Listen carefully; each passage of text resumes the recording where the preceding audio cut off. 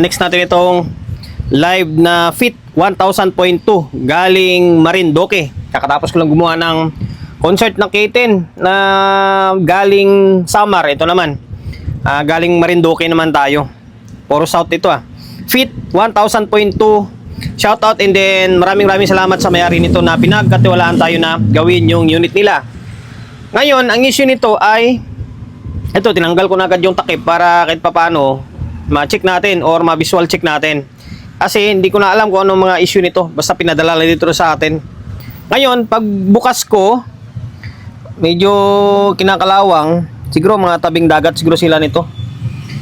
Ayan. Kailangan lang ni Kwanto ibuhusan ng varnish para mapiprevent siya. Ngayon, kapag i-on mo siya, ito, ayun trouble nyo, umiilaw lahat. Oh. Umiilaw yung signal. Dito. Huwag natin patagalin kasi baka mamaya may umusok. Dito sa isang channel, maring good to. Maring good, oh. Nanyo, okay? Naka-signal yung channel 2. Yung channel 1, maring good. Ngayon, ano bang gagawin natin dito? Kapag ganyang trouble sa mga na-encounter ko na naka-signal, kadalasan dyan ay na-open yung isang fuse. Maring na-open yung isang fuse. Kaya na-open yan dahil merong nasira na either MOSFET or power transistor. Okay? MOSFET or power transistor. O di kaya sa drive niya. Basta meron siyang nasira. Kaya kung bakit siya na-open yung fuse. Isa yan titingnan ko pa lang. Isang conclusion pa lang yan. Pamaya, ang pinaka malaman natin kapag na-actual natin siya. Okay? Bago natin i-troubleshoot to, siyempre, promote muna tayo agad. Diba? Goal natin ngayong taon, 100k subscriber. Naka-30 pa lang tayo, malayo pa. Layo pa sa katotohanan. Pero, huwag tayo mawalan ng pag-asa. Sa tulong nyo, makakamit natin yan, siyempre. Subscribe ka, pindutin mo yung bell button sa gilid, select mo yung all. Yan, kapag napindot mo na yan, nanonotified ka kapag meron tayong bagong upload na video. Nag-upload tayo ng video, 1 beses, 2 beses kada araw. Okay? Ngayon, sukat tayo ng biasing sa channel 2. Tingnan natin kung meron siyang bias. Okay, nakasignal talaga yung kabila. Hindi naman siguro uusok yan Dito, baliktad. Pero may bias siya. Meron siya Okay, sa channel 1 yan. Sa channel 2, sigurado wala to. Paano magkakabayas yan parang mayroon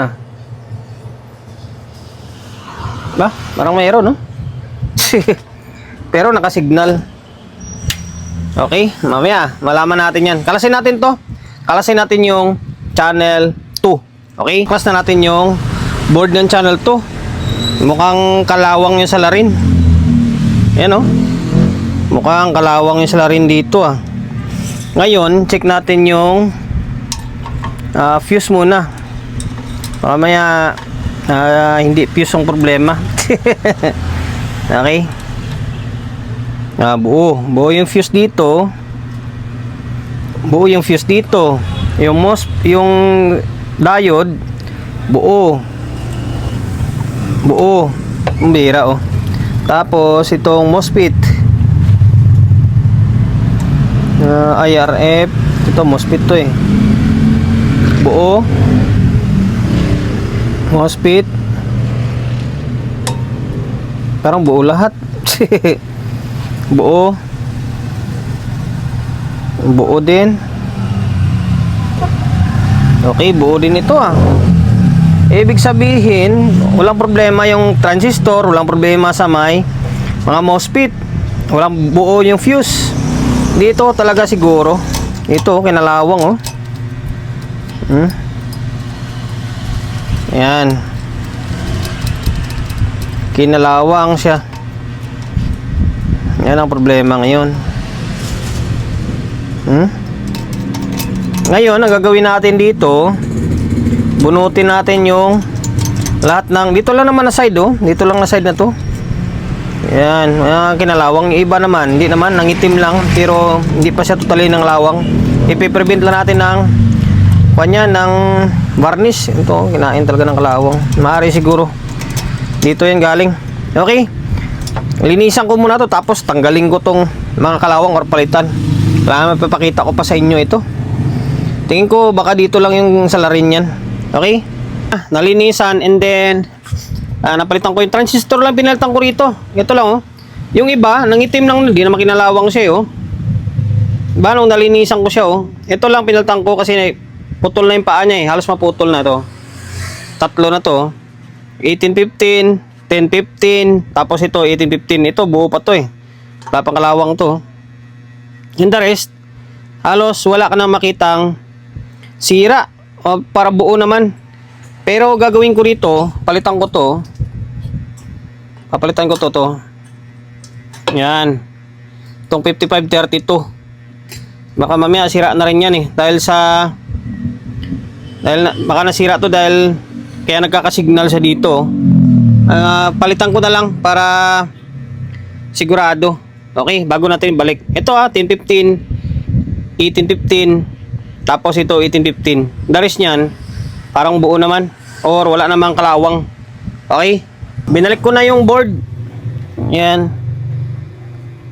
Tapos pinalitan ko pala to 5532. Sana umubra na or gumana na. Okay. Ay wala, ayaw pa rin, oh. Nakasignal pa rin siya, eh.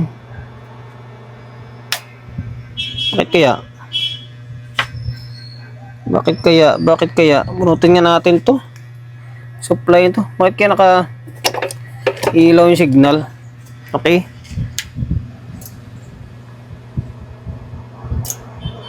Hindi. Parang dito galing sa may...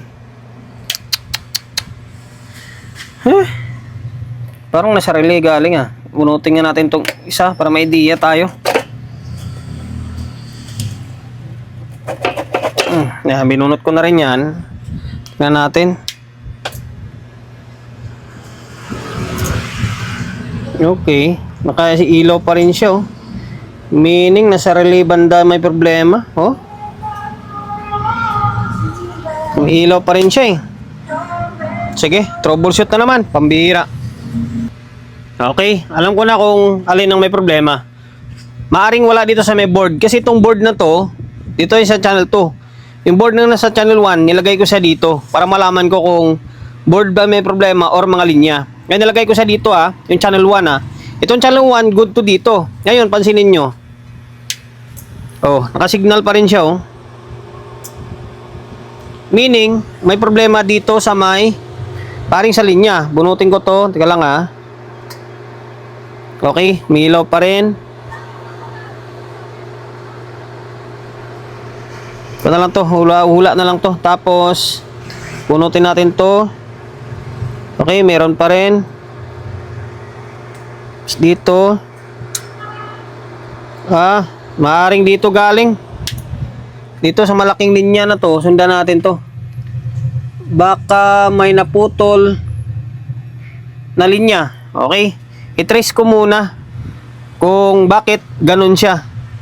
Diba? I-trace ko kung ano pinag-iba nila sa may kabila. Kasing eto, tsaka yung nandito, isa lang yan, eh.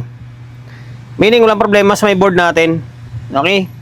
Wala yun. Maaring sa linya na naman tayo mag-focus. Okay? Mapapansin nyo, kalas-kalas na yung wire, no? Kasi binabaybay ko kung saan talaga galing. Akala ko dito, wala naman, eh. Pinagpalit ko na yung wire, oh. Yung kabilang linya, pag nilagay ko siya dito, ganun pa rin. Alam nyo kung saan galing yung ilaw na umilaw yung signal? Dito, sa may front panel. Kapag ilagay mo siya dito, pag ilagay natin to dito, kita ko sa inyo, lipat natin. Pag ilagay ko siyang ganyan, ilagay ko siya, ganyan, o, papunta yan dito. Pansinin nyo, umiilaw, di ba? Umiilaw yung signal. Ngayon, off natin. Ganun talaga, diskarte dyan, nagbabaybay tayo ng linya, Ngayon, ito sa may kabilang side. Ito. Yung ito na yan, para sa may channel 1 to. Lagay natin siya dito. Lagay natin, Pansinin nyo, kung ano mangyari. Oh, wala siya, oh. Di ba? Nag-normal. Meaning, dito yung problema. Baka yung transistor dyan, or mga switching diode, baka bumigay. Pambira na yan, no? Ang tagal ko bago na hanap. Ngayon, baklasin ko muna itong front panel. Silipin natin kung ano yung problema niya, kung bakit umiilaw yung signal niya. Tingin ko transistor siguro ang dali. Nabaklas ko na yung front panel niya. Eto. Check natin tong. Eto kasing 1815 na to. Connected to dito sa may signal. Eto. Check natin tong kabila.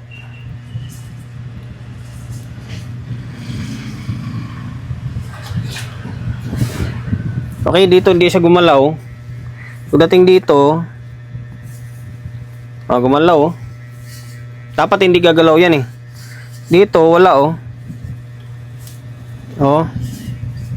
Dito, maring sira tong kwan, yung 1815. Ano ba gagawin natin dito? Tanggalin ko muna to. Palitan ko to, 1815 na to. Or tanggalin ko talaga muna. Check ko muna. Okay? Ito, pinalitan ko to. Sira itong focus. Yan, sira itong isa. Ito. Sira itong 1815 na to. Tapos itong isa sa ilalim, pinalitan ko na rin kasi kinakalawang na yung paa niya. Ito, bulok na rin ilalim niya.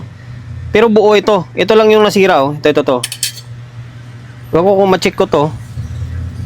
Try ko ipakita kung kaya. Kasi sobrang liit niyan. Pero basta na-check ko yan, sira eh. Hindi naman ako nagsisinungaling eh.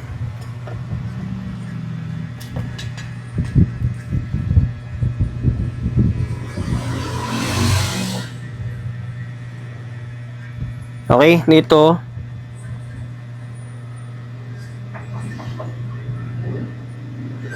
Wala, hindi ko ma-check. Lintik niyan. Basta sira ito. Sira ito. Dito yung galing ha. Dito. Ito yon C1815. C1815. Tapos itong isa pinalitan natin dahil ginalawang na. Yan. Dito naman, wala pa namang kalawang to eh. Okay pa. Ngayon, pakita ko sa inyo kung ano yung magiging klabasan. Binalik ko siya dito Dito na linya. Sa kabila, ito sa channel 1 to eh. Ito channel 2. Ngayon, on natin. Pakita ko sa inyo. Wala na Ba? Hindi na umilaw Sira lang itong 1815. Kaya pala, tinirapan tayo. Okay, balik natin. Balik na natin. Ito, hindi ko muna binalik yung pinaka-supply niya. Tapos, yung wire na sa dati niya, binalik natin. Dito na side na yan. Okay, ngayon. Wala na yung signal, naging okay na siya, di ba? Normal na. Yun lang talaga. Pambihira naman, yung C1815. Meaning, buo itong 5532 natin. Tabi natin to. Tapos, ang gagawin natin dito, ibabarnish ko muna ito. Ibabarnish natin to lahat. Tapos, ibabarnish natin to. Kasi nangingitim. Malamang tabing dagat to. Okay? Tapos, i-fix bias natin to mamaya. Or, hindi kayo i-fix bias muna natin. Tsaka natin siya babarnishan pag tapos na. Okay? Sige. Kasi good naman eh. Normal naman yung bias niya. Pero i-fix bias ko muna siya. Mabilisan lang. Finix ko na ito. Kabisado ko na yung kwan nito eh. Yung ginagamit ko na bias dito, 0.50. 0.50 lang gamit natin ha. Yung bias nito is parang short na yung dating niya. Ito yung trimmer Focus. Yan. Ito trimmer niya. 201. Meaning 200 ohms lang. Tinanggal na natin. Tapos pinix natin ito. 0.50 lang yan. 0.50. Okay. 0.50 ang nilagay natin. Tinaas lang. Binaba lang natin na konti. Kunti-kunti lang naman. Ngayon, ito yung magiging kalabasan nyo. Okay, on natin. Normal na. Ngayon, sukat tayo. Grabe, alikabok ng kuwan na to. Ampli na to. Mukhang hindi nakatikim ng maintenance or hindi nila nalilinisan. Tingnan nyo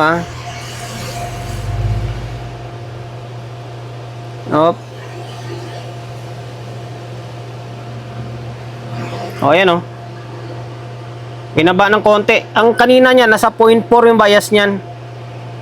Halos magpo 0.4 yung bias niya. Binaba lang natin ng konti-konti lang naman. Pwede pang ibaba yan. Gusto nyo mga 0.25. Pwede pang ibaba yan. lagyan nyo ng 0.50, kahit mga 0.20 na lang, mas mababa pa. Halos short na lang talaga yung dating niya. Okay, 0.50 ang nilagay natin ha. Ngayon, tapos na to. Next natin ito. Same lang din ang procedure nito. Mabilis ang video lang. Same lang din procedure. Halangan naman ay finix natin yung kabila. Ito hindi, di ba? I-kuha natin to. Tanggalin natin to. Tapos i-fix. Tapos, diretso linis. Sabay. Ito pala, palitin na rin pala to. 1815 to eh. Then, sabay na, palitan ko na rin tong transistor na kinakalawang. Okay? Binarnish ko na yung dalawang board natin. Ito mapapansin nyo, kumikinang-kinang na siya. Yan. Malinis na yan. Or, binarnish ko na. Tapos, pinalitan ko na yung dalawang transistor. 1815 tsaka 1015 lang naman yan. Tapos ito, nakafix na to ha. Yan. Tingnan nyo yung value. 0.50 lang yan. Green, black, silver. Okay? Green, black, silver. Same din dito. Focus ka. Ayaw mag-focus eh.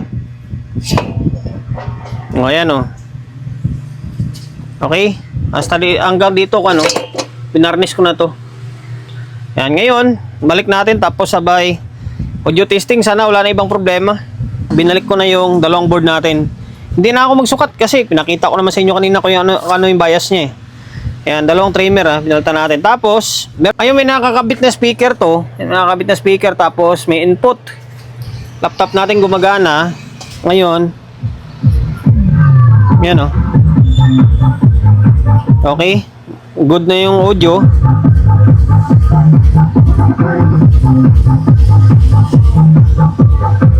Okay, goods na. Normal na, hindi na siya nagsisignal. Okay, goods na yan. Okay.